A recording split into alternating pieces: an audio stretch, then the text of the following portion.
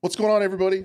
Welcome in to The Scope, episode number 65. It's the worst, best, and probably only FPS live news show on the internet, so we get all those titles, and we're broadcasting live on multiple streams. It's not a big deal. We're technologically advanced around here. I hope you guys liked my new angle. Got my new camera angle. Yeah, everyone's loving it. Buff, how are you, man? I'm good. I am back on Twitter, ready for season 3. We're good to go, man. Broke out of jail just in time. Again. I'm surprised you haven't been banned again. Me too. I'm trying to I'm trying to dial it back a little bit. Crash your tweet that you tagged me in. What was it, like Thursday night or Friday night? I saw that. I was dying, dude. I was like looking at it, watching it a couple times after, and I was like, this is gold. I was looking for gifs of people. Guys. Come on. I was looking for gifs of people getting out of jail, and that one was amazing. I was like, I had to say. Yeah. Perfect. Blue, what's going on over there with you, man? Nothing much, man. Just like this weekend was kind of chill. Just celebrated, Easter with the fam. Gonna go see Mario soon, and then we got my son's 5th birthday coming up this week. Party time. Yeah, he's not here right now, so I can say we're going to Islands of Adventure for his birthday. Ooh, nice. Whoa. Yeah, that's a big deal. So yeah, we got a little mini Crash dressed up for his first Easter. He had an outfit with suspenders awesome. And bow tie and everything. Like he was oh nice. He was dressed to the nines, baby, looking good. And yeah, I did a range stream on Saturday. I'm so sad I missed it, dude. Me too. I saw the little table layout, and I was like, come on. I got that notification like 20 hours later. Dude. I was like, thanks. Yeah. Thanks. A lot of people did. A lot of people in my Discord were bummed that they missed it. What was it too? Do you have videos enabled on your Twitch? Like VODs? I can turn it back on, yeah. It's unpublished now, but I can turn it on. Turn it back on. I was like, I will literally sit here and watch the VOD. Oh, yeah. We were, my buddy Clark was here. He's the one that I used to load ammo with in college, but he's got all the equipment, so he still loads all my ammo. And he came out and brought a bunch of new loads, so we were testing a bunch of reload rounds, shooting some stuff on paper. He also has, I posted that Twitter clip of shooting the suppressed 458 SOCOM. That big titanium suppressor, that one's his. That's nice. Yeah, I just hope I'm in his will. Like if something ever happens to him, I can have that suppressor. So yeah, it was awesome. We shot 458 SOCOM. He's got a rifle that shoots 44 mag. So we suppressed that. And then my lever gun, my 357 38 special lever gun. Shot that. I shot a lot of 1911, my 45. I am probably, so not only, which I'm going to show you guys on Wednesday when Gunfight lands, not only am I an incredible gunfight player, I'm also really pretty good with the 1911. I don't mean to toot my own horn, but I was shooting at about 20 yards and like shooting a ragged hole with my 1911. 25 yards was awesome. I love that thing. What do you think about the real quick, the I've been seeing it everywhere on YouTube, the Henry Homesteader? What's that? It's a Henry rifle chambered in 9mm, and it takes Glock mags. Dude, I don't know what it is. Like I've been about rifles that shoot pistol calibers. I don't know why. Like my 357 pistol calibers, my buddy's 44 mag that shoots pistol calibers. Those are I'd be like, those are heavy pistol rounds, so I can kind of be like, oh, I can get more behind that. I can also kind of get behind this Henry rifle because it looks very like it shouldn't be made, but at the same time I could see where like if my wife is like home by herself and once we get the house and she needs to do something to defend herself, she can grab that and shoot that easily, if that was the only thing next to her, and I'd be, and it's suppressor ready, I think, out of the box too. Like, so they have little notches for an RMR if you want. I'm like, dude, like Henry is yeah. Have you seen the Ruger PC9 carbine? Yeah, I have one of those. I have one of those and I like it. That suppressor goes on there too, and then it does the same thing. Glock mags. So we have some subsonic 9mm that he loads for me, and it's ultra quiet when it's suppressed. Ooh, yeah. But if you shoot like full boat loads that break the sound barrier, it cracks super loud. There's a huge difference between sub and supersonic ammo on that thing. A lot of people don't realize that. Yeah, it's not movie quiet, but there definitely is a difference for sure. Yeah. I don't know, the 458 with that big titanium suppressor was pretty movie quiet. I don't know, man. It's cool. And then it's like a 500 grain bullet. So like it just smacks the backstop so loud. It's so cool. That's beast. So that was my weekend. I had a good weekend. Oh, we also shot 300 Blackout. He's got one of those. Hell yeah. Nice. But it was nice. Those were all bolties. But yeah, it was a lot of fun. Had a good weekend. Yeah, I think that's it for me. I've been playing Siege again. There's a chance, ladies and gentlemen, there's a chance that Crash makes it back to Platinum in Rainbow Six. We're at Gold 2 and we're climbing. Okay. So we might get back to Platinum in Rainbow Six. That would be pretty hyped. Although, Gunfight coming out on Wednesday is going to take some playtime. Yeah, you're going to be all over that. Yeah, I am going to be there. I'm a little bit worried about only 4 maps. I can't remember. I don't know. Do you guys remember how many 2019 launched with? I thought they had quite a few Gunfight maps. I can't remember. It was more than 4. I want to say maybe like 6, 7, depending at launch, I think.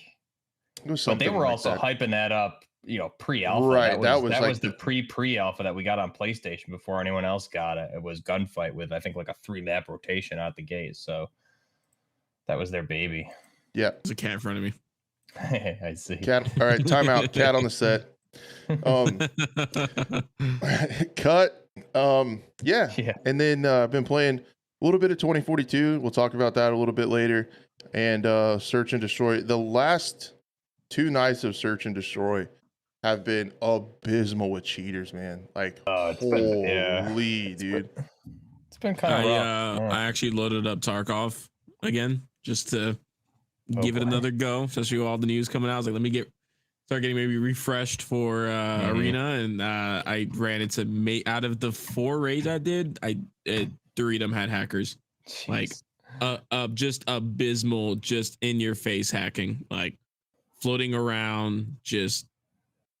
Dang. 3 out of 4 raids. I was like, this is worse. How did it get this bad? I guess it's as bad as PUBG. So I'm just waiting for Arena.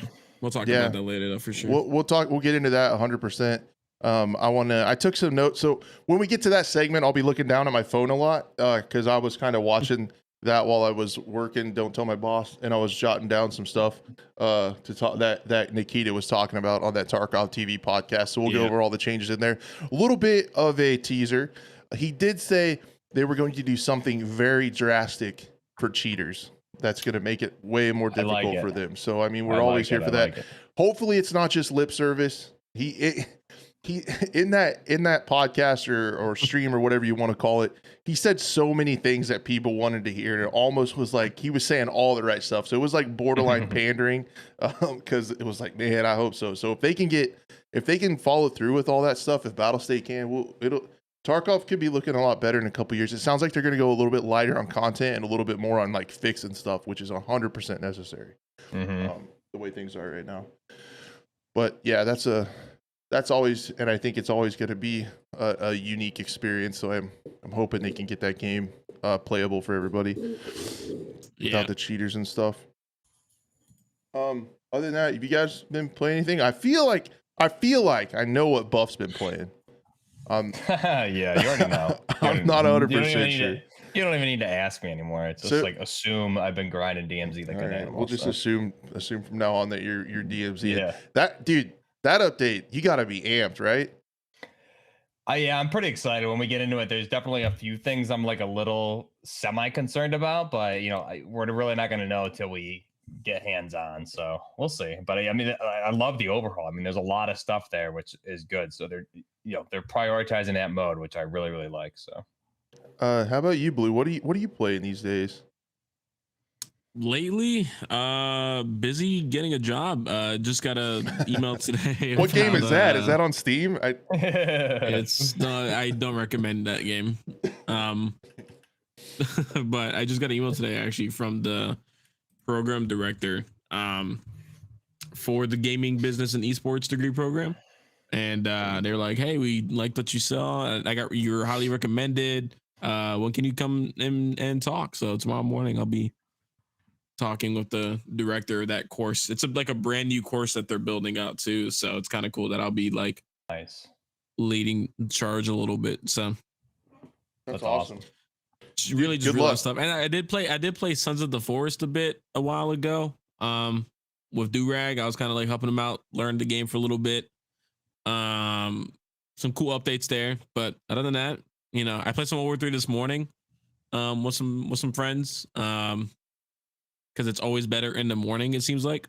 So but other than that, I mean, again, it's like occasionally though, so it's just being a dad. Is that being a husband? I'm starting to learn about that. Getting a crash course on that. Get it? Yay. And then is that Project Quarantine game? Is that out? Like where anyone can play it on Steam? Anyone can come. Yeah, anyone can go and check it out. It's definitely, of course, I just took inspiration from the title and the thumbnail from our podcast. Right. And all the, it's got potential. We'll keep an eye on it. Keep an eye on it. And no, it's a pretty cool looking game. I definitely am craving. Tarkov needs to get knocked off its pedestal. I'm gonna just say that, but they need to fix their shit, or yeah, we need a competitor. It needs more competition in that entire genre. Mm-hmm. So any game that tries and actually puts out decent stuff. I mean, like, I'll be honest, whoever's their level designer and needs some work, but it's like a tech demo. It really is just a tech demo at this point. They were like showcasing new AI and stuff like that. But we could actually, we'd probably save it a little bit more for that. The quick shots. To be honest, I feel like I can do that. Yeah, drop whatever we think of, because I only have a couple in the Discord. We'll get to it at the end. We're prepared, guys. This is a wonderful FPS program. Team, they took a weekend off for Easter, and all of a sudden, they'll get it together on the fly. They're really good at flying by the seat of their pants all the time in life in general. Literally all the time. Love it. Yeah, guys. Let's get into the topics. We actually have a ton of stuff to talk about, as you guys can see on the screen. Thank you for being here for the program. It's going to be a good one. We'll get through some stuff. Yeah, we're also a podcast. If you guys didn't know that, there's a couple of you guys that listen to it. Shout out to the audio folks. We appreciate you a bunch. Love you guys. And yeah, chat's on screen. You guys know we're broadcasting on several different channels. Chat's on screen. It's all combined, so pay attention to that. Add your thoughts, comments, and everything like that. We really appreciate having your guys' thoughts on screen, so when people go back, they know what you guys are up to, because I always love reading chat. So let's get into Modern Warfare 2 Season 3, and it's going to be heavy on DMZ. First thing I have pulled up is the roadmap on here. There's a couple things you can see. Warzone 2 is getting a ranked mode later on. That'll be very interesting to see how that plays out. There's a lot of changes coming to Warzone 2 that people are excited about. DMZ, I think we're probably going to hit that here in a second under a microscope, and really talk about DMZ quite a bit. Hell yeah. And then Black Cell. So the future of gaming is here, guys. We have a battle pass to the battle pass. There's a stacking battle pass. So I'm probably going to rant about that a little bit. And then, there's some Task Force 141 battle pass stuff. New weapons, new ops. Yeah. 6v6, again, only getting 2 maps. It's pretty sad. Gunfights coming. I'm better than everyone. Couple big maps, and then in season a new 6v6 map. So that'll help out quite a bit. Cranked, Ground War Infected, which will be wild, and then another raid in season. Let me see. Did you want to go ahead and get into the DMZ stuff, Buff? Yeah, we can start wherever you want there. Okay, perfect. Yeah, so the first thing is I have the blog post pulled up Hopefully everybody can see it except podcast listeners. Wah, wah. Oh, wah, wah.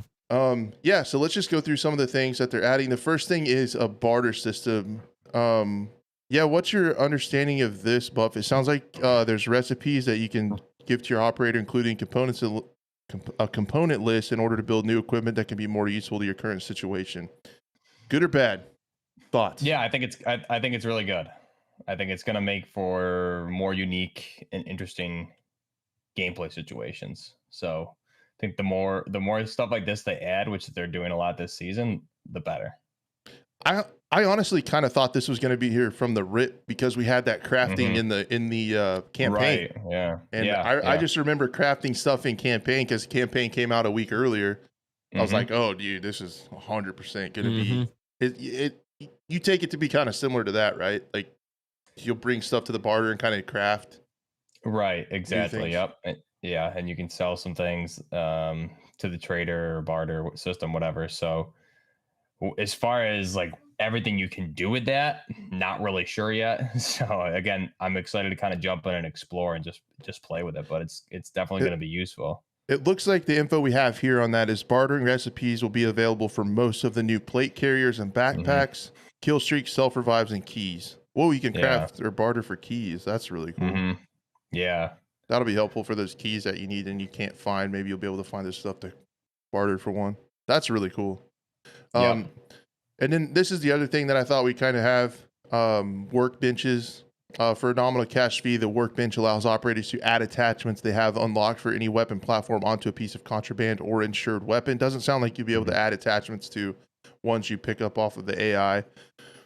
And in how I read that, operators can also remove them piece by piece. These workbenches provide this attachment swapping service, but for a price given how much it affects the weapon. So this is another thing that I said just a couple weeks after launch. I was like, there needs to be a way to. This is not quite what I thought, but there needs to be a way to loot attachments, right? But this is kind of a step that way, but it's not exactly it. You're asking for too much, Crash. Sorry. I always do. That's what you do. You aim high. It's Activision, man. Yeah. It's Activision. And I think they're kind of introducing like in baby steps though, because like see how this goes and then open it up a little bit more, because there is, especially with this season, they're adding a lot of things here. So there's a lot of layers that are going on, new layers that are happening all at once. So to kind of take baby steps with those, I think is a good idea because we're still in a beta phase with DMZ. So to kind of just see how everything is reacting in the game together, what the synergy is, and then continue to make smaller changes, I think it is a good way to go. Because if they introduced, I think if you're picking stuff up AI, I agree you should be able to put attachments on there, but there's so many other things at play here. If something happens bad with this update, as far as it affects the gameplay loop, I think you make too many big changes. It's going to be harder to understand where the problem is. Yeah, right. Incremental changes, and honestly, after season 2. Like the start of season 2, and there really wasn't much in there for DMZ. I was a little bit worried about the mode. I knew a lot of people enjoyed it. There wasn't much in here, and then you gotta breathe a little sigh of relief seeing all this content this season. I feel like there's a lot. I just wish it came out with more. I'm not saying it needed to come with all of these aspects, but definitely it was very lackluster when it first came out. See how hype DMZ was. Yeah, I agree. I do think though, if we're comparing it to the Hazard Zone, they knocked it out of the park. Even though you compare me walking the Hazard Zone, I completely agree. That being said, though, there hasn't been a moment in DMZ where I'm like, man, I'm bored. Like, there's nothing for me to do right now. So because of the extraction game mode. Just the way that game mode plays. Exactly. There's always something to do. So they're adding so many more layers here, which is great. Yeah. That's crazy. I'm on like a completely different headspace when it comes to that. I just think like extraction modes like have an inherent in-game issue. Like once you complete the challenges, are you not an extraction game what do you do? Like fan or? I don't think I am. I think I like Tarkov for just the experience of it. like the realism in the guns and stuff. I don't. I mean, yeah, no, for sure. But I mean, the other side of Tarkov is all like your loot and stuff like that. That's cool, and the gameplay is cool. But the other side of Tarkov is like you're never get. I'm a person like me is never going to be able to like get Kappa and beat it. But the people that do that, they're always like having to reset their account or restart or do some kind of challenge or something else to keep them wanting to play it. The people that play it a lot. And folks like us that aren't like 24/7 or, you know, full-time streamers, content creators, that's usually not an issue. Yeah. Right. So like that's why I enjoyed DMZ for a bit, because it was something I could just hop into a little bit instead of, you know, having to grind out like Tarkov and make sure my recoil is on par with someone that is supposed to be a tier 1 operator when in reality it's not the case. So it's just like, that's why on a Warfare, everyone has the same recoil patterns. It's the same feel, the look of the game. It's just, you know, how much time you want to put in for a certain raid or in a, you know, a skin or something like that, you know? Right. Yeah. Or a blueprint, you know, something like that. Yeah, I think I definitely think DMZ is a great mode. I don't think it's for me at this point. I can play like 2 or 3 raids and then I'm kind of over it, but it just might be how I'm playing it or whatever. I'm not 100% sure, but like when I go into search and destroy and I hear the edgelords like shouting slurs and stuff, and then I make them leave because we're destroying them so much, that's like tangible. I made another human that sucks feel like crap, and that makes me happy. I'm glad there is VoIP in those type of games as well too. I'm glad Tarkov finally added it and stuff like that. Only if they knew they were getting shit on by a middle-aged, half-drunk old man. That would make it even better. I usually try to let them know, but yeah, I don't know. I have a weird thought on and feeling on extraction games. I don't know where I'm at on them 100%.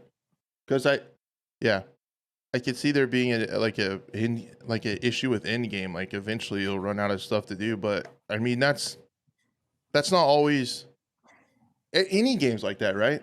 I feel like you can get bored of anything. I agree, but I think if they keep doing updates like this, I mean, one thing I think everything that we had talked about previously with this seems to be being addressed at some level with this season 3 update, especially. I mean, we talked about it in the past. Like, okay, we can't have like a stash of backpacks or plate carriers. So that's kind of been changed with you have like a 3 soldier system now. So you have let's move on to that. Three separate soldiers that have their own sets of gear. So if I have all my soldiers geared up, they have their own set of gear. Yeah, exactly. So I can have all these guys have large backpacks, plate carriers, have these guys decked out. And if we die to a cheater or, you know, just some unfortunate luck or whatever, it's not, okay, we need to go and do a couple loot runs here. It's like, okay, well, I still have 2 geared up guys. So let's go right back in and work on these missions instead of resetting. So that, again, we've discussed this in the past. And I think this is, you know, they're addressing one of the things that we brought up previously in a slightly different way. But again, I think it'll be interesting to see how this, in addition to everything else, affects the gameplay loop too. Yeah. Yeah.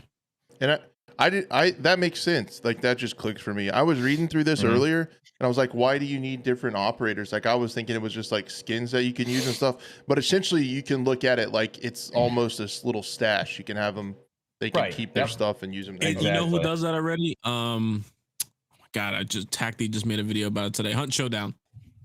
Oh, okay, nice. Yeah, they have like where you have different people you kind of just buy up or have on the side that come with their own specific, you know, what's the word? Kind of like loadout ideas, but like they have their that too. They come with their own specific loadout and their own perks, I would say. There you go. And of course, the more expensive the person, the better the perks and better the loadout. But it's not overpowered either. It's not like a pay to win type system. Okay. So yeah, to be honest, I'm surprised. Have you ever played Hunt Showdown, Crash? No, I hear the Dude, rumblings that I out of should all play it a games, lot. I'm surprised you never played, especially the amount of lever action guns they have in that game. Old school cowboy loads and just, like they got some really interesting weapons there. Man, I just think lever guns are the perfect guns to suppress because you keep the action close. I keep looking at yours, but I had a buddy brought his to the gun shop, and I just I just say, what does Battlefield have a lever action? I think Yeah. right? Yeah, they do. Yeah, there's a 4570, but I'm just saying, like for being suppressed, they're again that much quieter because the action stays closed, so no gas and sound escapes from the side. But you can it's still considered like a repeater. Then you can rack it and you're ready to shoot again. So it's as quiet as a bolt action, but your rate of fire is a lot faster. I think it's like the perfect gun to suppress because even with the AR, when it's suppressed, you get some gases and you get some sound coming out of the chamber. But that one stays closed. That's true too. Yeah, the sound of the bolt retracting and stuff like that. But definitely, Hunt Showdown does it really well. So I can see this being a very viable. And yeah, just kind of just like, build your own group of soldiers. Yeah. It's good. It's essentially like a little inventory. That's a really cool way to look at it. That's cool. Exactly. Yeah. Now, what if can you switch between each raid? Yeah, when you're out, you right? can you before you go in, you can select which one you want. So can they act like mini like storage? Yeah, essentially. Yeah, you have like your select spots. So it'll be like your backpack, your plate carrier, your perk, your self res, and I think like your field upgrade is what will be on them, as well as your dog tag. And then you could switch between each, put that on some other operator and stuff like that. And so it would stay on that specific one. So like if I leveled up operator 1, then I would go in. If operator 1 is fully geared, then I would bring in operator 2, make sure he's fully geared. And get what if operator 2 dies? Then I would need to go back in and do a loot run for him. But since we have 3 operators if they're all looted up, I'll just bring in the other one. Yeah, you keep it. It's not like there's a cooldown. Okay. See, that's what happens in Hunt when you die in raid, you lose that person, and then like a new cycle of different operators goes through. They might do that. I didn't see where they said that, but again, that could be something. If it's not here, that it could be something that they add, if depending on again what the gameplay loop ends up looking like. So yeah, might just be some insane PvP and again, one of those other things is like that on the next slot there, Crash, is the backpack system. So the new backpack just kind of acts like a one of them acts like a secure container, kind of like Tarkov, where you can bring things out securely. From my understanding, and then if you go down, you still keep no one can reach. Yeah. So if you die, you still keep it. So that secure container is essentially one of these new backpacks. I enjoy that for a lot of those type of games, extraction games. I think it's good, especially with the missions. I mean, there's so many times like, all right, we got this document, now we need to get out, and then it's the same thing with Tarkov. You're running that, so just to be able to, if I can go to the buy station and buy this backpack, even if I lose everything else, as long as I got the quest item, I can continue the game. I'm not getting hindered by others outside sources. Right. Yeah, so I feel like they need to be pretty rare though, because that's another one of the things about extraction game modes that I do like. There's a serious tension there when you have a loot item and you're trying to get out with it. Yeah. You're trying not to die to keep it. Like, that's a big part of the adrenaline. Where people would come in and be like, "Oh, they don't need secure container. That's not the point of the game." I think it's cool because the secure container has a lot of utility, and you can make that in and of itself a really cool item to seek out and find. Like I think it adds depth, and it's especially good. if you're on like a right, and if you're on like a big mission, it's like, okay, if I lose this, it's gonna be a pain, so I better bring in my secure container backpack. Exactly. That way, I guarantee I don't need to redo this. So and how I would think it would work is like somebody could loot the secure container, but they don't get the stuff inside. So you lose your backpack, but you keep this stuff. I don't know how that would work, but I don't.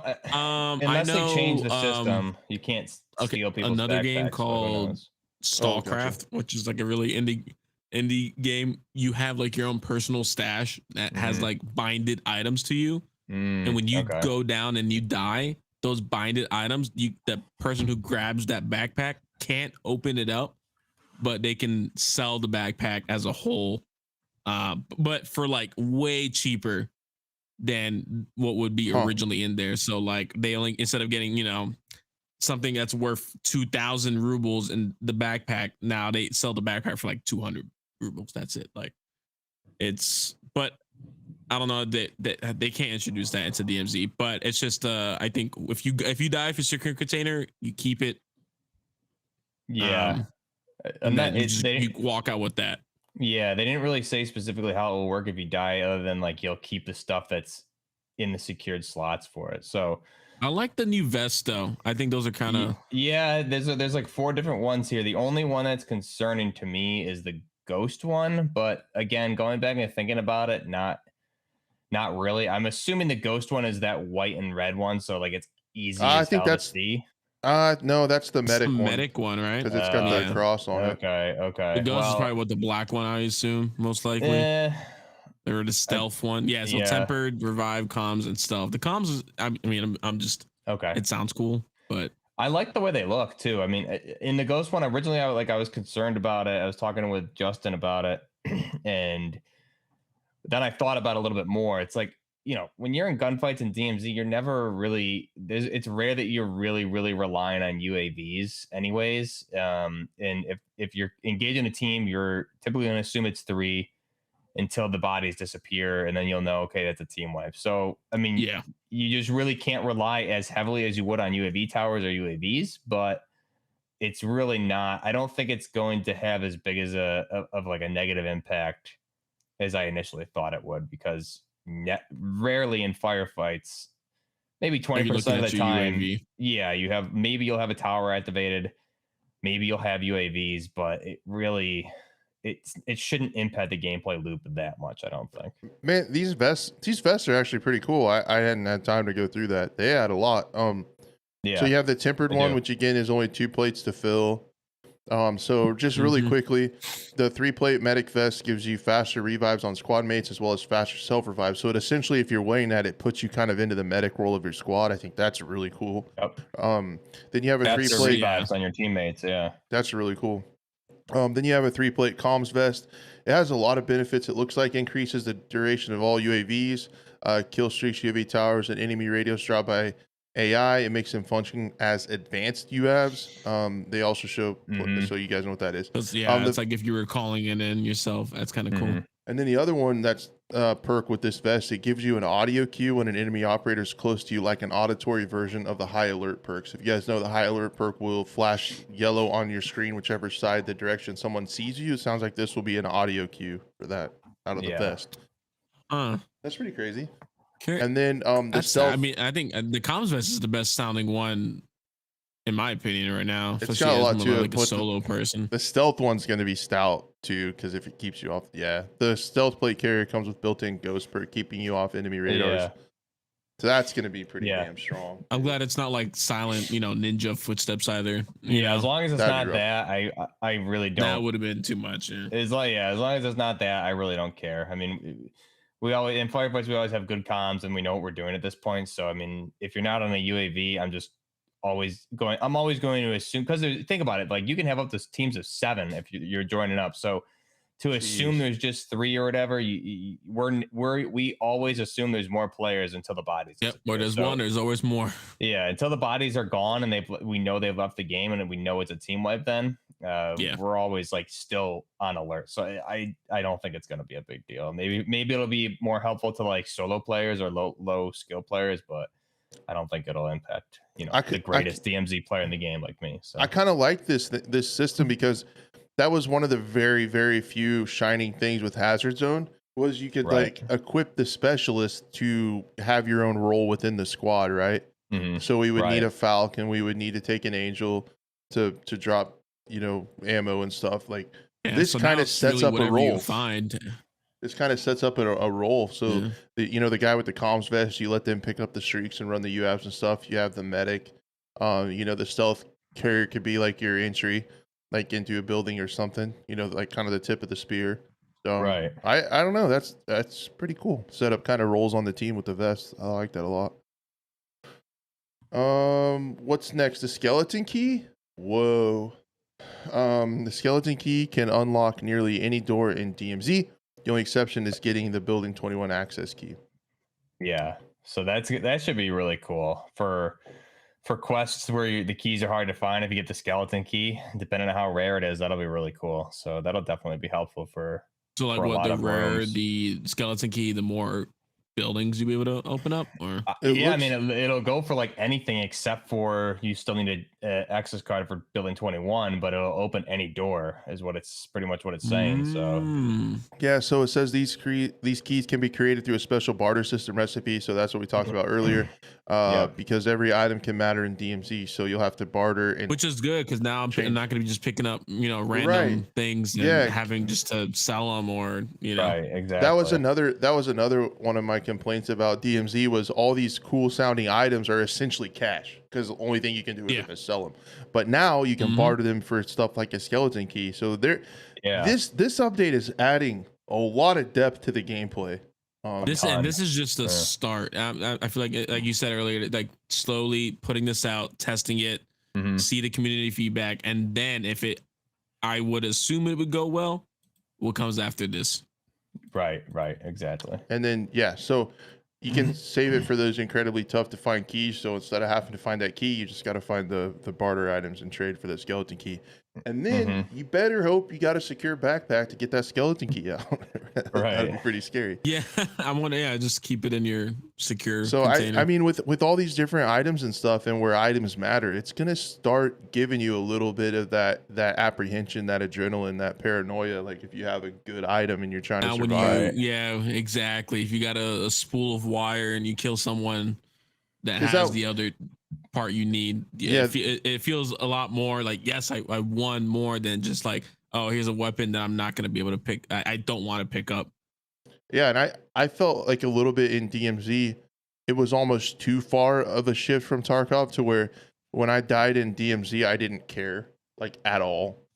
But this might add like a little bit of that, like a little bit of I got to start games over. Need to, especially when games are trying to take influence and inspiration from other games, they need to realize that they don't need to reinvent the wheel every single time. Right. Stick with what works and improve on it. Supply run contract. So new supply run. That's the same thing that's been in BR for a while. It looks like. Yeah, that'll be basic. Cool. Pretty basic there. What's up here? I'm excited. I want to get back into it now. This is a big one. This exfil stuff is huge. This is one of those things we were talking about. Is there a wipe coming? Is there something along those lines? No wipe right now. So I mean, thankfully, but I mean, they're adding. So they're adding these heavy choppers back. But the caveat is they're out of gas. I don't know if there's going to be one or multiple gas canisters or something like that. You got to bring gas canisters, and it acts as you can exfil on this. So basically, you got to. That'd be the only one to. I'm looking at the one on the. I'm looking at that one, and it's just one long bridge out in the open. People are going to be camping that, ready for someone to just be like. Assuming it spawns there every time. I don't know if it'll be there at port or it changes or over at high rise, but you gotta fill it. You gotta fill up the tanks with gas, and then you can take that and fly it out of bounds, and it'll serve as an extract for you. You'll fly it manually.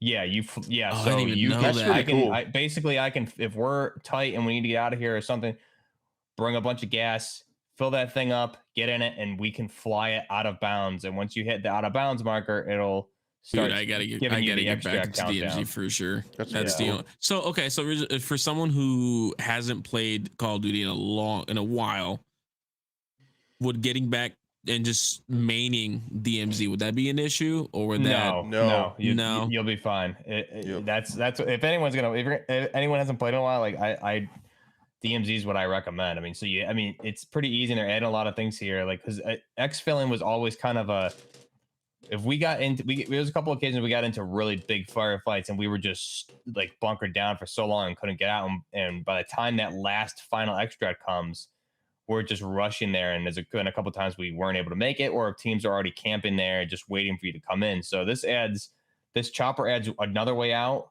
And there's another thing here, which is you can buy it at the buy stations, I believe. is essentially like a personal extract that you can call in for yourself. So there's going to be 2 different ways to exfil now. This big bird, and then you can buy something that'll allow you and your squad to get out. So again, if we're rushing against the gas, and we're like, holy crap, we're not going to make it, like, get to a spot where you're a little bit away from the circle pull or the push of the gas, and drop that thing, and the bird will come in and get you.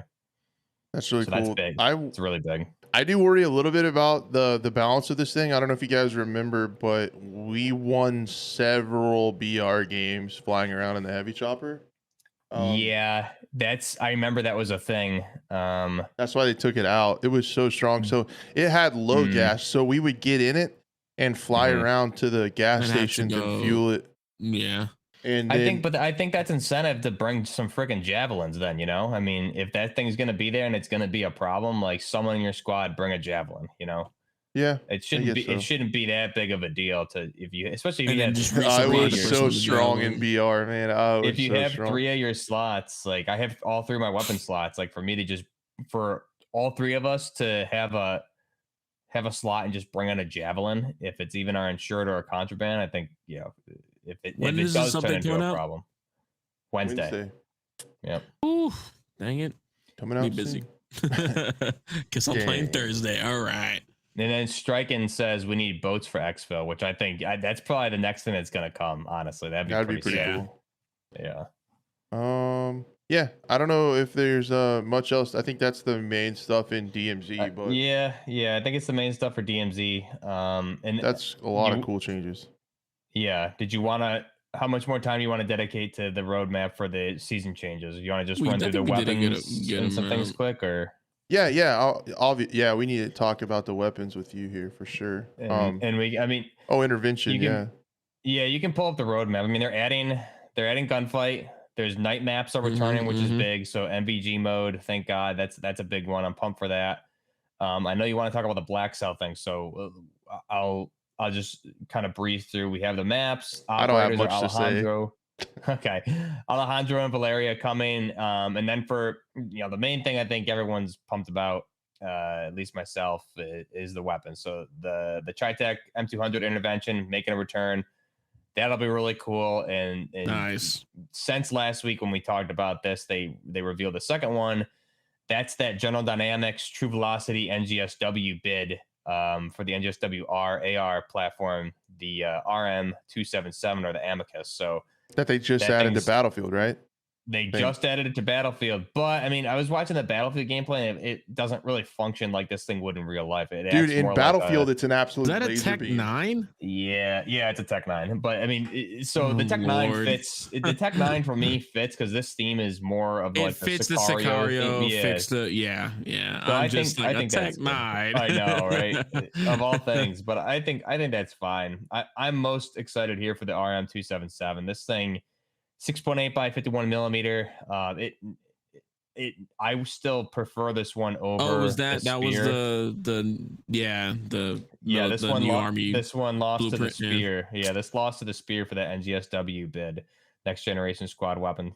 What company was this again? No, you just said it. It's General Dynamics and True Velocity. Oh, yeah. So True Velocity. I'm surprised you didn't get it. Jeez. True Velocity did the ammo for this. It's polymer ammo, and I mean, obviously, it's a bullpup weapon system.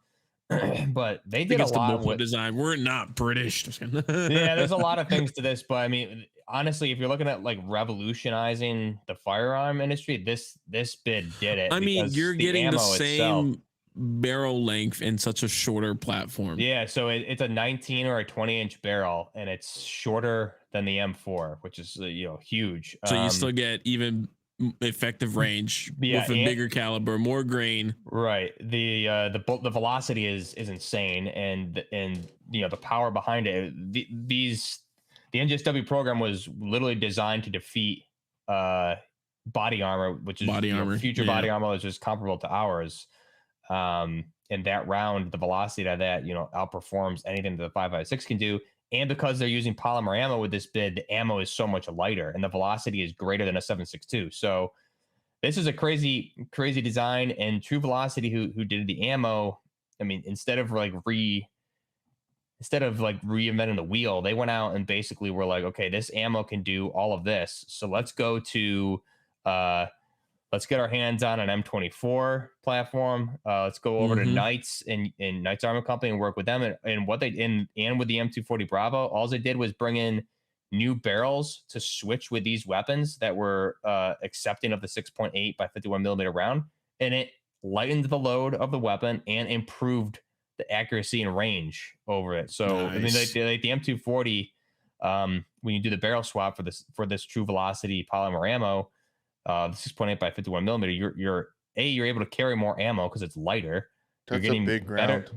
better velocity out of the round, the bullet, and it doesn't overheat the weapon as much. Like I was watching a lot of footage of guys just dumping with the M240, opening up the feed tray, putting their hand in there, and it's cold to the touch. You take the casings for the ammo, the casings for the ammo, putting it on their face. It's cold. So yeah, it doesn't even the overheating. It's crazy how big of a revolutionary step this was for the weapons industry.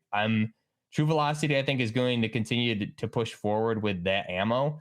I'm definitely bummed the RM277 didn't get selected because I think it did a lot of new things that talk about next generation. I mean, that screams next generation to me. So I'm pumped for that weapon. That's all I'm going to use probably the entire freaking season. Then we have the Tech 9, goes with the Sicario theme. And then we're going to also be getting, I think, the STI 2011 pistol, which will be 45 ACP, if I'm not mistaken. And there'll be a full auto conversion for that as well. So that'll be somewhere down the road in the mid-season or after. But that's I believe, for the most part, pretty much the high points for the season. With those new polymer rounds, are they lighter? Is the projectile lighter? Would that not transfer energy as good? It's lighter. It's a lighter round, but the grainage for the round, and because the casing's lighter, you're getting. However, it's proprietary, so there's not anything really specific about it. But yeah, you're getting a lot more power and velocity with the round. Sweet. And it's smaller than a 7.62 by 51. It's a 6.8 by 51. You're getting a better effect with that round, and for a lighter weight, carry more magazines. Exactly. Yep. So it's a pretty big deal. Interesting. The other thing I want to mention before I forget, gameplay wise, I did see Charlie Intel tweeted that they are going to make a couple one-shot sniper platforms return to Warzone with certain platforms and configurations. Yep. Yeah, so sounds like we said that last week, didn't we? They were listening to us. Yeah, they are. They're every time. First talk about the operators. Now they're bringing in both. Now one-shot sniper rifles, bringing them in. See? Which is exactly what we said last week. It'll be a specific combination of attachments to do it. So that's perfect. Stay tuned to the program, and you get all the answers early because we essentially tell Activision what to do with their game, and they listen. So 100%. Yeah, stay tuned here. Except which one of you guys told them to make a premium battle pass on top of the battle pass that you can't buy with COD points? You have to give them $30. That was definitely the CEO of Activision. For sure. Not me. That's a little weird, huh? It's really shitty, and you can't really complain about it. Full price game. Yeah, you can't really complain about it. It's just a shake my head thing. I can't complain about it because it's not like pay to win. There's nothing changed. It's just cosmetics, right? So you can never really complain about cosmetics. It just shows that they're putting design and time and effort into designing for whales. It's like they're exploiting their most lucrative customers by adding yet another battle pass, and then to put on top of that, you can't use your COD points that you earned. You actually have to pay $30 cash. Yeah. Look at your card, please. Yeah. I do think though. Whatever. I agree. I completely agree. I don't think they've shown anything about this. They've given some high level stuff with it, but I'm gonna look at it on day one and see, is it even worth it? Because some of the cosmetics for the operator, the Black Cell operator, and the M4 that comes with it, the blueprint, that's just some goofy golden crap that I'll never use. So unless there's something actually good in here, some good Task Force 141 skins and things like that, I wouldn't be spending the money on it. But on the other hand, I'm also looking at this. I mean, we've been talking so much in recent shows about the, when are they going to bring back the premium system? So this, in my mind, depending on what the content is, maybe this is the next iteration of what we remember as like premium on top of the getting all this free stuff. Maybe this is a way to introduce that premium type content in addition, but it's a double-edged sword because, like you said, Crash, is it just a way to get money, right? Yeah, or is it, hey, we're doing this, but you guys, that's what is kind of concerning with that I haven't heard yet is, hey, this is the Black Cell Pass. This is what you get. And this money is going towards guaranteed content for X amount of time, guarantee this. That's what I haven't heard yet. If that is what they're doing, and like this keeps more developers on staff for a longer period of time, which is kind of the problem we've talked about with like Battlefield and other games, I'm all for it, and I'll pay it gladly if we are getting guaranteed stuff in the future that they can kind of outline for us with some sort of roadmap. But if they can't do that and there's not really anything good in there, I'm not paying $30 for it. So here's what it is according to Charlie Intel. The premium battle pass upgrade will include a new operator, a new blueprint plus cosmetic items, 1,100 God points, bonus sectors in the battle pass, and 12 bonus operator skins. And they all have that black cell. They have a really cool look to them. Like gold plating everything, gold plated M4 and all that stuff. It looks really cool. But what it is I think since these microtransactions have developed to be the revenue of choice moving forward with games, there's developed a class of customer that's the whales, right? That buy everything, that buy everything, and they can exploit those and that's, if you're one of those people, like, and you have that disposable income, you acquired that money, you do whatever the hell you want with it. Like, I'm not judging, but this is for you. Like, this is for them, and it's just like I mean, it's also like look at the all the content creators. Like for myself, if there's something in there that's like, oh, that's a blueprint, I should be making a video on. Like I audit for one blueprint or one skin, I have to drop $30 to cover it. You know what I mean? So so look at all the I definitely want more realistic skins for sure. Same. But I mean, and I don't know what the skins are gonna 12, 13 operator skins, and this sounds awesome, but I want to see what they all look like. I don't want more cat ears. I don't want more bulges. Yeah, no more bulges. Wasn't a big fan of that. Too bad. But yeah, I mean, if the stuff looks good, if the stuff looks good, I'll definitely get it. But for what we're seeing with this little teaser that they have there, not loving it. I just remember what you had said about you buy this skin and you essentially are paying more than we used to pay for premium pass for the whole year for all those maps, all those guns, all those upgrades. Right. And it's just like, I would so much rather have that, but they make more money doing this just because there's people out there that buy everything. But $30, like 12 operator skins, and when we can look at it all, $30 for all of that is relatively cheap. There's a couple of store items that cost like $24 for a single bundle. So you put it in that perspective, I think people are looking at two different things here. It's like, oh, it's actual real world money. But then you look at like COD points and look at how that translates to real world money. Like this is still cheaper than some bundles, essentially. So which is wild to me. Which I don't get. But people aren't putting two and two together as like, what is my COD points? What is that in money? How does that translate? What's one COD point to the US dollar? So that's something that I think. Is there any reasons to use COD points in that? Well, that's the only way that's the in-game currency. That's the only way you can do go through the battle pass. That's the only way you can buy store bundles. Like none of those store bundles you can use real world money besides like a few here and there. And then with this, so here's a couple shots of the 6v6 maps. Yeah, some of these night maps are going to be sick. MVGs, flashlights. Flashlights are going to be a big addition to this. I'm really excited for that. Yeah. That'll be sick with the MVGs too. You just blind the heck out of people. Especially there's that one flashlight that only is active when you ADS. So like that might be overpowered. I do wish there was like a toggle system. I know. Or something. Yeah. I want a laser light toggle. Would be sick. That's actually what I'm actually going to grab one of those soon as well too for my AR. I need to do the same. I'm not gonna go spending big money on an actual PEC 15 or something like that, but get some goofy knockoff. But this, I have to try to think about this with a little bit of an open mind, though. Normally we used to get 4 multiplayer maps, and in this season we're gonna get 3. So because it's 3 more than we were getting last season. Right? Yeah. So like I see two maps and I'm like, what the fuck, dude? But then there's another one. It's like then we're 3/4 the way there, and then we're getting gunfight with 4 maps, and that's gonna have maps coming with it. It's just and there's some good maps with gunfight. So really, you're getting more than 3. If you're just talking 6v6, it's 3.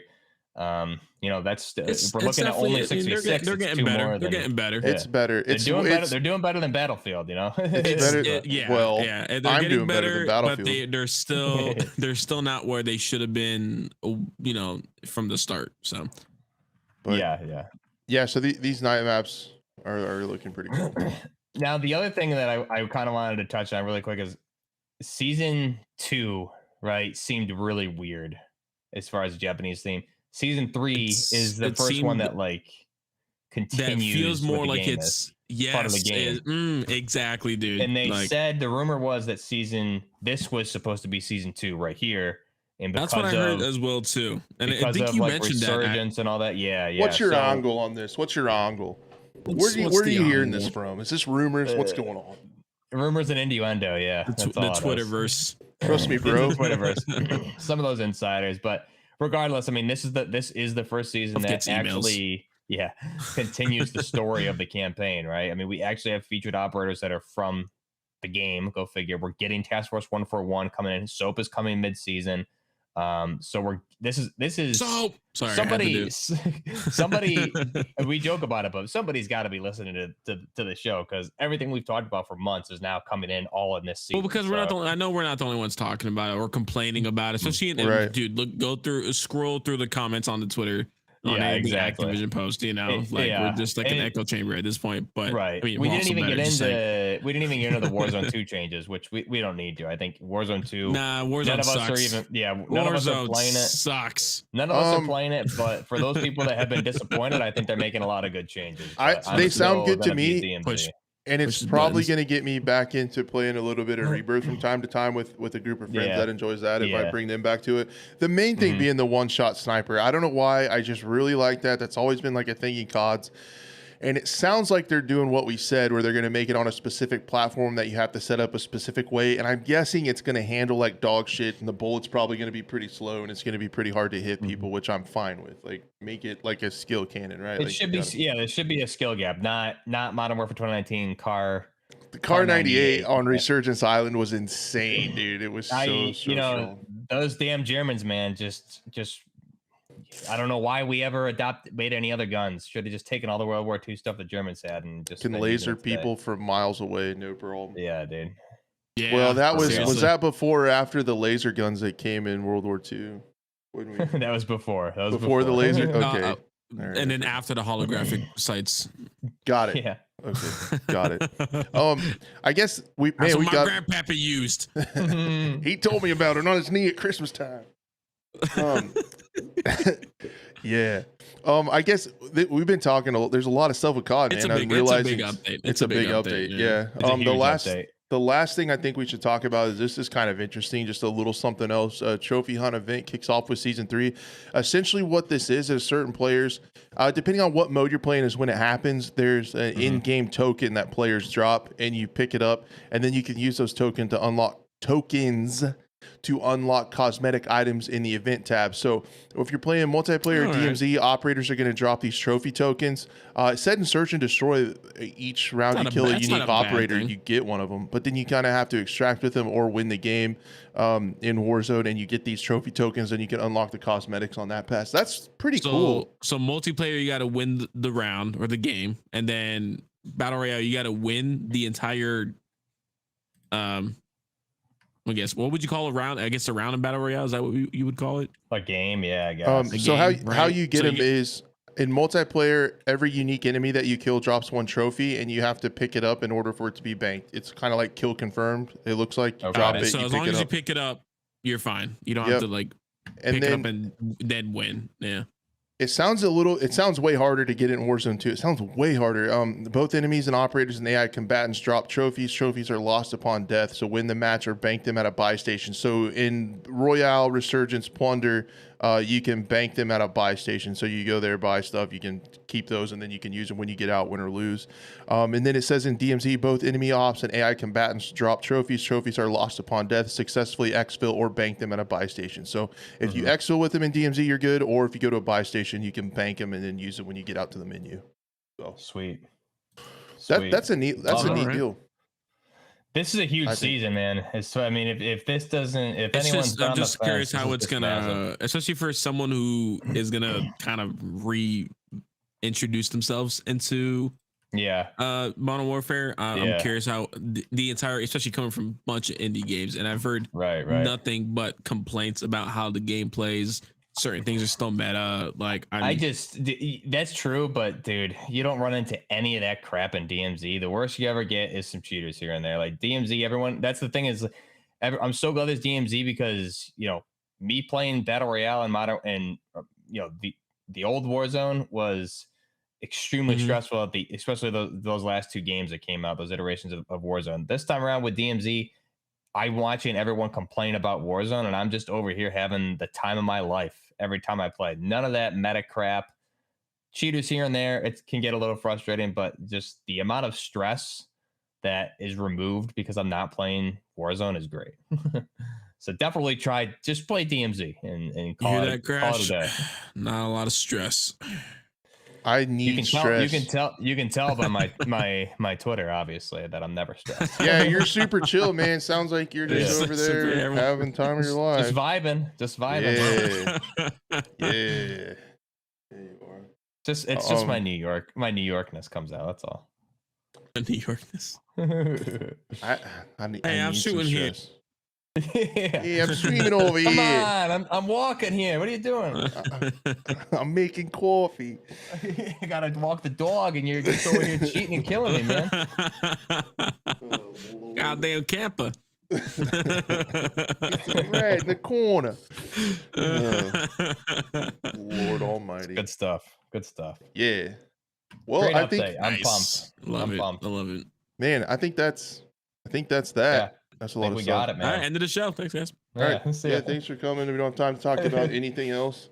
Let's hit up some Tarkov news recaps. I'll see if I can get through that in a reasonable amount of time. Last week there was a podcast. The thing that I'm most excited about, you saw on my channel, was Arena.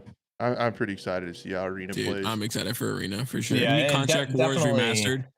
That's what I thought. I was gonna say, Crash, you did a great video on that. You did a great video, so definitely people should go to Crash's channel and check that out. But I think that's what I commented. I said Contract Wars V2. I think was my comment. Essentially, that's what it's like. Looks great. Though. It's not a bad, and it was Contract Wars wasn't a bad game either. It was. I mean, that's a good thing. That's a great. Contract Wars was sick. So this is pretty sweet. So let me try to run through some of the changes, and we can stop and get your guys' comments on some of the bigger ones.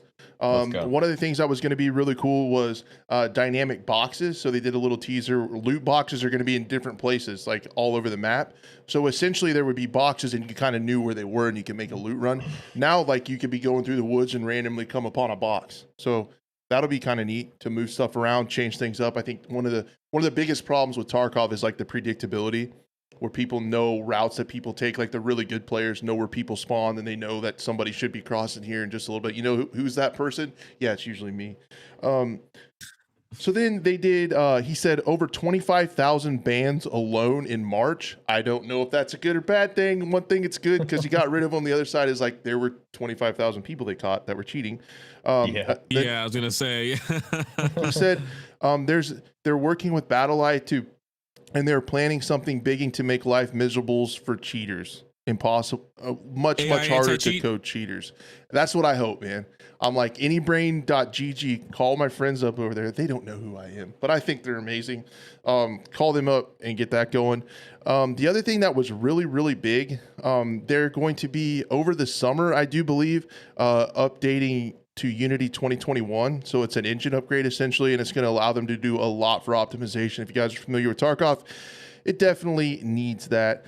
They hired a couple of technologists, he said, to rewrite the base code. Now, this was huge because a lot of the problems that Tarkov has had have been engine related and what they call spaghetti code. So just a lot of code that's been patched by different people. It's not organized. It's kind of all over the place. They hired some people to go back and rewrite the base code for Tarkov to make it easier to find bugs and easier to work with and stuff like that. So that was really big. He said a lot of stuff in this thing. Big changes. Makes sense, especially coming from Unity as well too, and making their own version of their own engine, but with Unity. Yeah. So then, going to Unity 2021 is going to allow them to change things with optimizations he called culling. So like when something, especially in Streets of Tarkov, when something's not on your screen, it's going to essentially disappear and your graphics card won't have to render it. So like when you're inside a building and you're in a hallway, the rest of everything is going to disappear. So you're only rendering what's in there. Just your field of view. Yeah. So right now you're wait, so that wasn't happening before? It is, but it's a lot slower and it's not as tight. So it does happen, and they said there are going to be a lot of LOD changes. They're going to update models and stuff like that. They said these changes have allowed them to do optimizations to where they've had as many as 60 players in one area with minimal frame drops. Wow. So he eventually, there's going to be, sounded like 3 or 4 expansions to Streets, and he eventually wants to have 60 PMCs on that map. I mean, isn't that the whole point of, eventually the game? You know, when it gets to that point, to get bigger. Well, if he wants it gets to that point. Well, I think they eventually want to hook all the maps together and open it up. Yeah. Like an open world. Yeah, exactly. So they have tested, and people. He was getting mad because people in the chat were not believing him that they could do 60 players. He said they're going to put out a video soon to show that they can do it. It doesn't have the greatest track record, so I mean, you know, right? I'm not a fan of him. Anyways. I don't think many people are. Recoil rework this summer. So that's a big deal. He said he likes the recoil now, but a lot of people don't. So they're going to do a complete recoil rework that you'll see. There's a big boss area coming to Streets. So the inside area of Streets of Tarkov where the car dealership is, that's going to get fortified. It's going to be similar to the water treatment base with all the raiders and stuff that's on the lighthouse map. So it's going to be there's going to be mines, eventually 2 bosses and all their goons and stuff are going to be in there. They're going to have grenade launchers. PKMs are coming, LMGs. And there's also going to be LAV vehicle coming. I think he was the BSR is what he called it. The vehicle coming. They did updates to the blind fire animation. So it used to just be the characters would kind of stay static. This is one of the unique things of Tarkov. Like Battle State games, like whatever. Tarkov is such a crazy game. You can right now when you do a blind fire over cover, the arms just move. In this one, they updated the cosmetic or the animations to where the whole body moves and like to the side instead of just the arms taking the gun. It looked unnatural. Your body leans a little bit. It looks more like your nice. Yeah, it looks cool. a lot. That's a little thing for sure. The BTR. I'm glad BTR it's there, but cool. The BTR they're adding. Damn. Yeah. Okay. And the other. Yeah, they're adding BlueTheRobot to Streets. And they've had it's just my face with a smile on the front of the BTR. So essentially what it is like you've seen the Thanksgiving Day parade where they have like the Stewie Griffin balloon. It's going to be that, but it's going to be blue and it's going to have a bunch of scavs riding on it, and BlueTheRobot's going to bring the scavs into Street. So it's just and just yeah, you get a cheeky breaky and bring him in. It's going to be great. Horns, the one thing he did talk about that was really cool is updates to the silencer system, visual effects and sounds. And also I think what he was trying to say, his English is kind of rough sometimes. I think there's going to be a difference that we were just talking about earlier about subsonic versus supersonic ammo. I think you're going to be able to hear those cracks with supersonic, and then the subsonic's going to be quieter. And then suppressors are going to degrade visually. They're going to slowly shoot out where they get louder, dirty. Oh, it's gonna do it starts like baffling, starts hitting like so that's just see sparks come out of your suppressor. Whoops. They are going to completely redesign the trade menu, which is really necessary. He showed some images of that. There's going to be, me and my friend Ham have been calling for this since we started playing, a gear preset editor. So you can make a preset with all your gear, armor, helmet, everything, like you can with the gun right now. You can make the weapon presets and then buy everything at once. This is going to be for your whole loadout. So you can set up a loadout, hit one button, buy everything, get into raid instead of having to go through and find everything. New weapons, the 9A A1. AK-12 and the SVT rifle. It's like old school, like auto. Yeah, the SVT, 54R. and then they're adding the FN grenade launcher for the underbarrel for the scars. I think it was the one it was. So the AK-12, dude, I'm pumped. I've been waiting for that for forever. I'm surprised as soon as it came out, I'm surprised it wasn't in the game. And they had the RPK-16 in the game like forever. So finally an AK-12. He said VSK sniper rifle. Show pictures of that. Nice. There's going to be new armor hit zones. So there'll be like the carriers will have plates with different hit zones and different durability for the regions of the armor, front, side, back. And you'll be able to repair those. Hideout expansion with new animations in there. And then he showed the arena teaser, which I was the most excited about. There's going to be 5 maps, 2 modes to start with. There's going to be a kill cam, which could be getting tested for the main game, which would be pretty sweet. So there's going to be a kill cam, faster matchmaking, better netcode. He said esports server standard for esports and server performance. So there's going to be different servers for these. Custom games. It sounds like they're going to make custom games and allow other people to do that too. So streamers and stuff, content creators, communities can have tournaments. They'll be able to have that with. That's cool. Battle State Games is going to make their own tournaments and have creators against each other. So they're going to do all that. I'm curious what the admin tools are going to be for that. Yeah, I'm not sure. It sounded the custom games. It made it sound more like Portal and less like Fortnite Creative, right? Like you're not going to be able to change the maps or anything. No, but it sounds like you have like a rules editor where you can make your own modes and stuff. Certain at a certain time delay or whatever. So very basic, which is cool. I mean, give us anything at this point for our own custom. Servers, and then for sure. He said in the next 6 to 8 months we're going to find out when we can play and stuff. So it's close, kind of. And then they showed a live action trailer for Chronicles of Rizzy, which is like a short film looking series, live action series of a Tarkov story. And they had a scene in there where they had arena happening.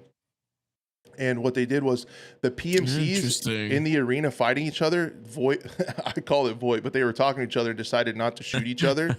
And so when that happens after a certain time, they let scavs out of the containers, and the scavs are the cleanup crew. Yeah. So it makes me wonder if there's going to be VoIP in arena because those PMCs were talking to each other. And then be like, hey, let's not shoot. Dude, and what then if see there's what happens. VoIP? How long can you survive? What if there's like proximity VoIP in an arena shooter? Like you could talk shit. Like, dude, I haven't seen that yet. Like, I don't think that's a thing. That would be fun. That'd be wild, dude. So then there's going to be scavs come out. Not. And then if you kill all the scavs, then Killa and Tagilla came out, the bosses. So the bosses from Factory and the boss from Interchange. The bosses and their bodyguards would probably come out. Yeah, and I feel like that's probably when the game's over, based on how they are when you meet them in the game. It's probably they just death sprinkler the entire lobby and it's GG's, but that's what I'm guessing. Just real quick, Moheresy, Tarkov does have a story. It has a really big. If it's is that a live action video out yet or no? They have they've had a bunch, the raid series and stuff. The raid series, yeah, but the one you talk about the Chronicles of Rizzy, that's new. That's following a scav, like a special scav. Is that out already now? Yeah, season 2's out. Yeah. I wasn't even paying attention. Okay, cool. So they tease and show that. BSG like. Mm-hmm. Yeah, video? I guess a lot of developers and stuff are in it. The developers are like using cameras and making it, and actors in it, and a lot of people from that are in there. So I enjoyed the raid series. I was a fan of the production quality. Yeah, it was awesome. Yeah, I love the impacts of the weapons, stuff like that. When the dust settles, and I definitely, if it's already on season 2, I gotta go check that out for sure. So I'm really, if you couldn't tell, I'm pretty excited for Arena. I mean, this is the main reason why I want to come back in the first place, is because of Arena. Like, I was tired of just putting in so many hours for that, for regular Tarkov. I just don't have the time, so let me just get a few games it's just like I'm good. And fighting in here gets you ready for the real game as well too. If you really want to take those. Yeah, make it better. PvP. You want to dedicate a quarter of your life to it. If you, because then you got a whole system to learn if you just started off. But I mean, Yeah, that's a super good point. I mean, it helps out for sure if you do want to get into their base game. Yeah, if you want to get better at PvP in the main game, you have like 1 or 2 fights a raid maybe, and then you're always like 10 minutes getting your loadout done, waiting for matchmaking, getting to a raid, you're running again. You don't get that many gunfights when you're playing the normal mode. Yeah. This sounds like you're going to get all those. Yeah, so that was my main thing with that is you just like were so unprepared with firefights. You just needed to go in and die like crazy till you got like you develop better strategies. And I feel like Tarkov does this. There's an ebb and flow of like hope and disappointment, and this is like the height of the hopium right now. So hopefully all this stuff comes through, man. I'm just rooting for it. We need more good games. Yeah. It looks really this good. game again is one of a kind, incredibly ambitious, and we just hope they can come through. They've just done some questionable stuff lately. It's been running rough lately, but if they can fix code, if they can fix audio, there's audio changes coming and they're constantly working on it. It sounds like new content is going to be pretty light in the main game. They're just kind of doing an Operation Hell thing, which I think is important. So I'm hopeful, but you know, we get these hopeful things before, and sometimes they don't always work out, and we see more bugs. Potential, and we'll keep an eye on it. Yeah, I mean, it's definitely got way more potential than normally. So, I mean, I think if they can nail this and like it comes out and it's smooth-ish, it'll be huge. So we'll see. I regardless, once it gets to a stable state, it's going to be huge. But I would like to see this come right out of the gate hot, because this is going to be something that's going to pull in a lot of new players, I feel. Yeah, I think so too. And it might make the main game better. It might help Timmy's get like a little more confident in gunfights, get some reps, and it might take some of the super sweats. I was going to also say, I think this is going to be a very good way just here for PvP. Yeah, this is going to be a very good way to add an additional data collection pool to find cheaters. True.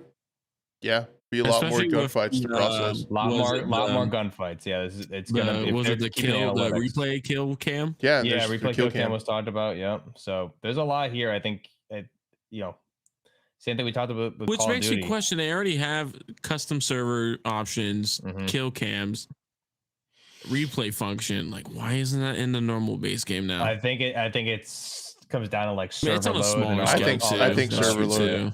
Yeah, I bet that's just storing all that video, all those recordings of all that game from everybody's POV and all the raids would be crazy. That's true. That's a lot of server space. Man. Be something crazy. Yeah. So that's Tarkov. Tried to give you the rundown, quick, fast, in a hurry. But that's it. A lot of cool stuff coming. Not right away. I think you'll see like the weapons and stuff first. Those are going to be soon, and then the rest of that stuff's going to trickle out in the coming months. Nice. So yeah, arena's where it's at, I hope. The next thing I wanted to talk about, Battlefield 2042 event. I believe it starts tomorrow. And this one actually, we're a hopium show today. Things are looking good, looking bright. This Battlefield game mode looks pretty cool, I feel like. It's not just like a repurposed other game mode. It sounds like they actually made like game and map changes to this thing. And it could be cool. So shout out Battlefield Bulletin. They listened to the podcast where they talked about it, and summarized it. They put out an Inside Battlefield podcast. So what it sounds like, I'll just read through these real quick so you guys can react to it. No vehicles, flags, and spawn points.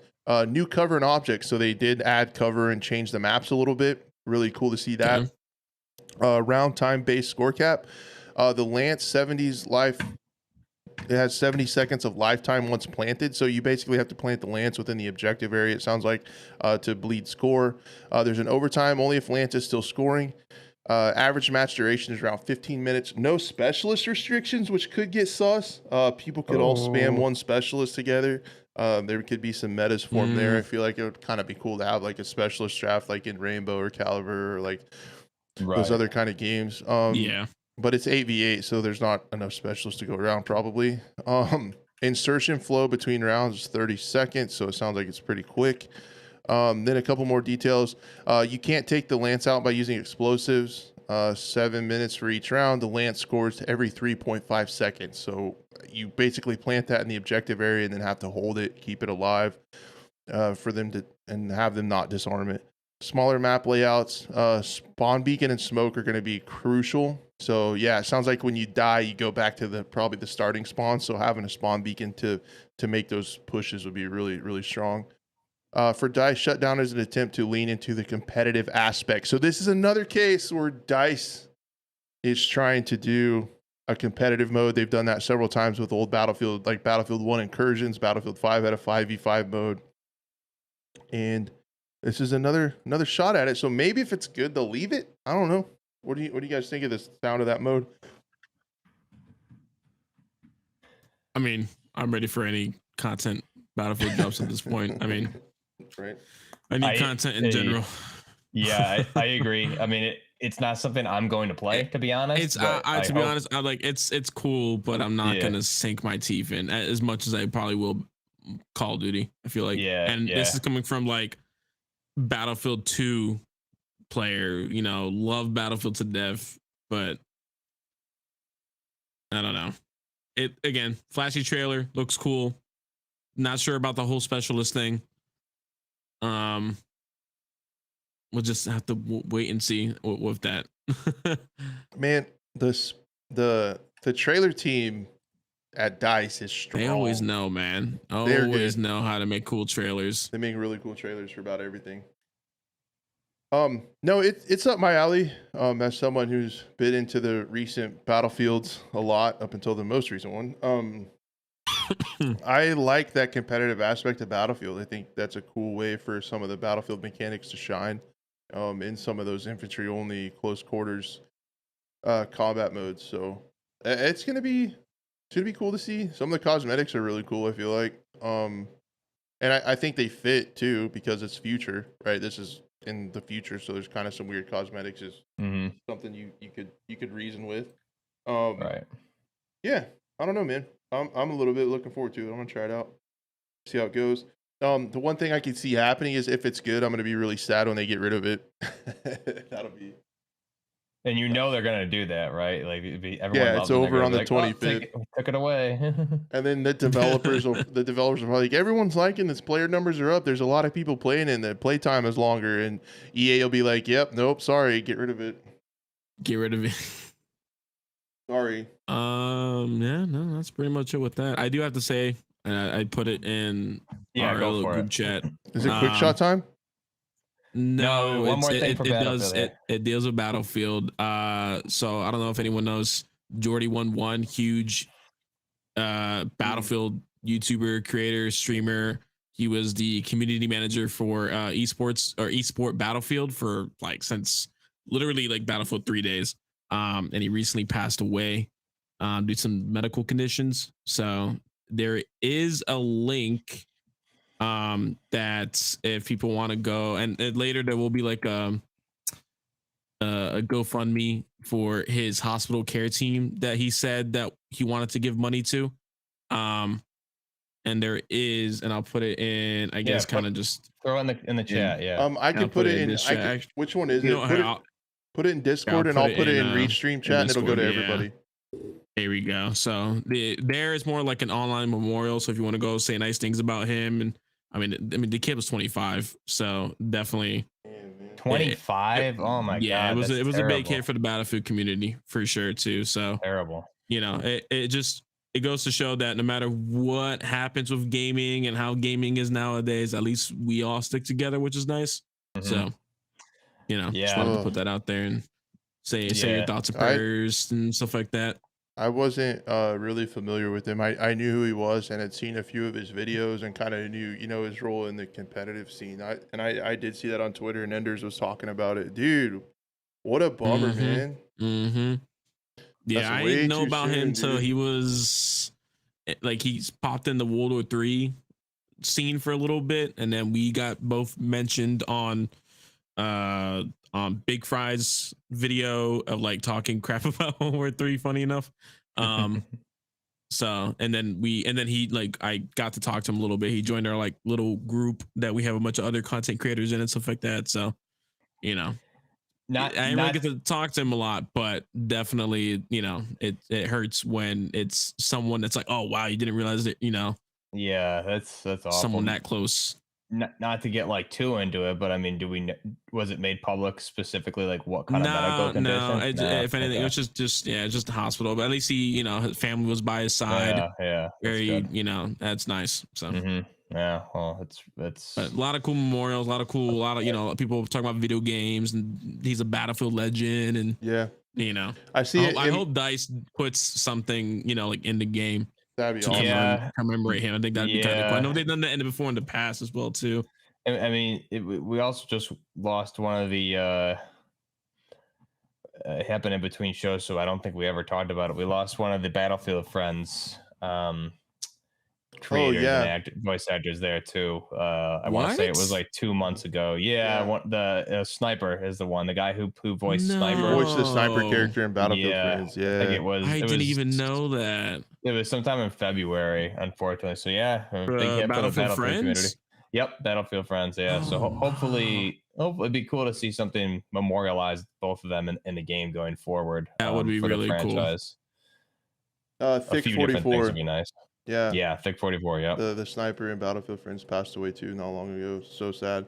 And then I remember hearing this too. We might have said it in my chat that Jordy was the best controller player ever to play Battlefield, and Enders also said he was amazing. So if like Enders says he's good on a controller, the kid was. He got so many accusations, especially for like Battlefield 1, Battlefield 5, so many accusations. It was crazy. Yeah, it was Thick 44 that passed away. Man, hate it. It's the worst part of life, man. Yeah. R.I.P. to our Battlefield brothers. Yep. And prayers for peace for families and friends, man. That's it. It sucks. But yeah, I hope they do something to memorialize him. I know Ender said on the tweet, he tweeted the other the Deus guy who worked with him on the competitive scene. They should do like a memorial tournament. That would be really cool. And have like in his name, that would be sick. Actually, that'd be really cool. Bring some of the crazy good Battlefield players out and play some 5v5. Imagine how good that game would be, man. Yeah, I think you can still do 5v5 in Battlefield 5. I know they had that mode for a while. That would be awesome. Dude, I remember back when like Battlefield 3, Battlefield 4 were like on the hype train, and the esports scene would be like countries versus country, dude. It was epic. So good, man. So that used to be like, that was the biggest part for me, at least back in the day too, watching those games. If they could bring, I was in the army back then too. if they could bring that and bring awareness to his GoFundMe, I bet that would have viewership and bring awareness to that cause. That'd be really cool. I'd vote for it. I'd vote for it to happen. That's about it though. Dang. Bummer. Godspeed to all the families and friends left over, man. So the next thing we'll talk about, I reckon we got a couple little quick shots. I heard a cat in the background too. Little quick shots. Oh yeah, he's on my lap now. He's very excited. He wanted quick shots. He loves quick shots. I mean, who doesn't, to be honest? Really the only thing that I don't have a lot to talk about here.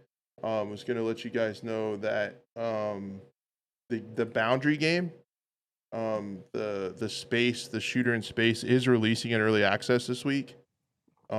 So be on the lookout for that if you're interested in it. I kind of don't think it was for me. I don't think it's gonna pop off. I think it's gonna have like a decent player base, a couple thousand, but I had fun playing. I was popping off for a bit, especially because you move within a 3D space. It's kind of like what that was messing with me, dude. I couldn't. It's what Advanced Warfare wanted to be, when they went to space. But and it's got a pretty easy time to kill as well too. Yeah. The cosmetics are a bit, cheesy, I would say. A lot of flashy stuff, a lot of pink and purples, and there's a lot of cosmetics. I didn't see that in the early access. It's not crazy to the point where there's bulges, but there definitely is like little cat ear. There is cat ears. There are one, but it's like but it's like on top of your astronaut spacesuit, so it's like little tiny ones, but tactical space gear. Tactical space gear. They got like cool like shoulder patches and spacesuits look like chrome. But the cool part I feel like are the guns, because they really and the sound design in the game, because of course you can't really hear anything in space, but they make it feel like everything's like underwater, muffled. The way like when you die, your guy just kind of floats off into space and your gun starts floating around, and That's cool. In zero gravity, and they have like the space AK, and the space Mosin, the space like bullpup AR looking type weapon. So it's all space themed. It's a pretty cool game. I would definitely. I don't know if it's coming out. I think it's probably just gonna be like a free to play test, because then you can pay for the cosmetics. I think that's what's gonna happen. I was a complete asshole, and I was like, but wait, space is a vacuum, so sound couldn't travel. We wouldn't be able to hear anything. And yeah, but everybody's like, shut up, Star Wars would be, Yeah, just shut your mouth. All right, fine, just play the game. My bad. But yeah, so that's coming out. The other thing that's this week is X-Defiant. Beta test. So you have to sign up, xdefiant.com/closed beta. You can hit register in the top right-hand corner of the website, select your platform, and get signed up to potentially get invited to the closed beta. The difference being, in this closed beta, there is no NDA. So folks will be able to stream it. I've been getting in, so I think I'll get in again. Get in again. You like that? I'll be able to play and potentially stream it. The one thing, let me show you guys just really quick. I know we're running out of time. We've had a good program today. The modes in this thing were crazy. I got an error, so maybe that's not the website. I'm terrible. I'm terrible. It's on it. It starts April 13th. At 10 a.m. Pacific. So there's gonna be okay. like a show match. So a lot of the public, I'm guessing. A lot of Call of Duty pros. There's gonna be drops on Twitch. The one thing, let me show you guys really quick. I'm so sorry, my production team, they're fired. They're out of here. Get them out of here. Yeah. What is this? 404 not found. I was just at the website. I literally was at the web. Okay. Stop it. Quit. Stay. The closed beta timing 13th through the 23rd for 10 days. There's the showcase. They're going to talk about in-game features and everything. The crazy thing was right here. There are 1, 2, 3, 4, 5, 6, 7, 8, 9, 10, 11, 12, 13, 14 maps. Jeez. 14 maps in the closed beta. An unranked playlist. Wow. They're also going to test ranked at some point, or ranked alpha. To see how that goes. The modes are going to be escort, zone control, domination, and occupy. Yeah, cool. And it talks about all the stuff that they're going to add. But that was like the most eye-opening thing to me. It's a good amount of maps. 14 maps, like in the closed beta. It's like, holy. You don't see that anymore these days. No, they are truly going back old school in more senses than one, and they're actually having a lot of maps like games used to have. I think that's it for back me. In the early 2000s. Yeah. Yeah, right. But exactly. In this game, I'm like a lot of people I've seen on my channel. I'm not excited about like their cosmetics and the setting and stuff, but I am, however, excited about what Mark Rubin has been saying on Twitter when it comes to like no skill-based matchmaking in the unranked modes. Just a lot of stuff on like how things will work, bringing it back like a little bit old school on some of the hot topics in first person shooters. He's been saying all the right stuff. So yeah, he has. So I'm excited for it, at least to watch it and see how it is, and then maybe I'll jump into it depending. But I mean, regardless, I think the weapons and things like that look cool. So hopefully it nice. I think like you said, everything he's saying is good for the gaming industry. So with that in mind, I hope it's successful. Yeah, I hope so too. I really wish they would do a one life round mode, like a bomb mode, Yeah. But yeah, that's that, and exactly what Chris H is saying is going to be like, it's going to be their biggest hurdle, is repairing all the damage that they caused when they released it, when it had the Tom Clancy name and it was a bunch of skater punk bullshit on the screen and garbage. Everybody's like, dude, come on. So yeah, Tom Clancy rolling over in his grave at that one. It's silly. It followed a little bit of a track record that Ubisoft is developing of just using IP cool names to get sales. I heard they had the Tom Clancy Barney the Dinosaur game in development, but they pulled back on that after the backlash. Tell me more. I really wanted the Tom Clancy Teletubbies game, to be honest. I thought that would have been a big winner. You know, TVs on their stomachs and shit like that. That'd be right up. I think Tom Clancy would have signed off on that. I mean, it was probably going to be in his next book. I think I think that's where they got it from. Is he had a couple unfinished books, in flux, and that's probably where they pulled it from. Mm-hmm. But I said that with a straight face, so I deserve a frickin' award for that. Come on. Is there an award show for a shitty podcast? Because like we'd be up for something. I feel like, dude, that is some grade A comedy there, people. Yeah. I feel like we'd be. I need to host the Grammys. Emmys. Buff needs to host. Grammy? Yeah, Emmys, whatever it is. Get me up there. I'll get slapped on stage. Oh, daytime Emmy. Love to see them try. Yeah. Go ahead, try. The streamer awards for shitty podcasts. We could probably keep the next thing for next episode, to be honest. Okay. Sounds good. We had a lot to talk about. It was good. But I guess only because of just when it went.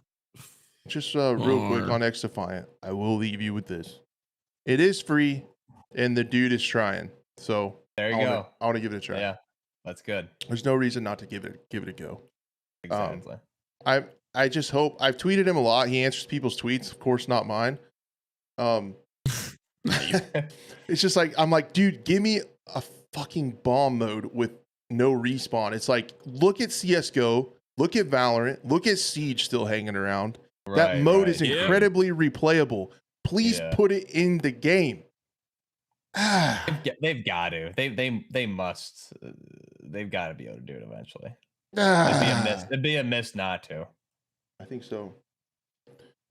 That's it for me, fellas. Yeah, that's all I had. I just want me some season 3 and some General Dynamics RM277 ASAP. Excited for season 3.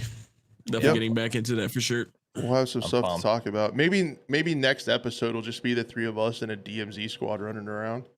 Just going ham. That'd be pretty funny. But let's want to see that. Thank you so much to everyone for being here. Like we say at the end of every podcast, if you want to help support us, hit those sub buttons, hit those like buttons wherever you're at, do all the free stuff. And most importantly, be a friend, tell a friend, and bring somebody back with you next week. Share it with them. Let's all watch it together and hang out next week. I think we'll be probably reacting to all this new content next week and any kind of news that pops up between now and then.